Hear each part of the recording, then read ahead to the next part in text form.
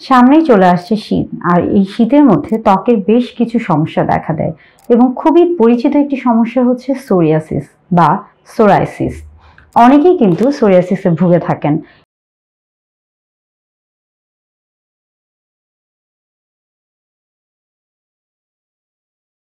এবং যারা সোরিয়াসিসে ভুগছেন তারা জানেন যে এই রোগটি কিন্তু সহজে ভালো হতে চায় না, অর্থাৎ রোগটা কিন্তু সম্পূর্ণ নিরাময়যোগ্য নয়। তবে সোরিয়াসিস অবশ্যই নিয়ন্ত্রণযোগ্য একটি রোগ।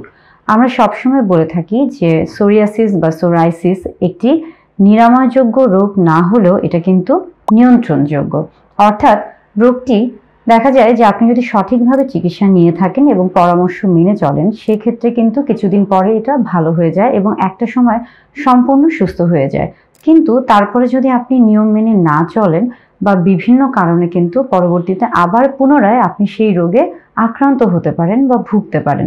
সেজন্য বলা হয়ে থাকছে যে যেহেতু আপনি জানেন যে সোরিয়াসিস কখনো ভালো হয় না, এটাকে সবসময় নিয়ন্ত্রণে রাখতে হবে এবং অবশ্যই একটা সময় কিন্তু নিয়ন্ত্রণে রাখার পরে সেটা সম্পূর্ণ ভালো হয়ে যায় এবং অনেকের ক্ষেত্রে দেখা যায় যে পরবর্তীতে আর কখনোই হয়তোবা তিনি সোরিয়াসিসের সমস্যায় ভোগেন না।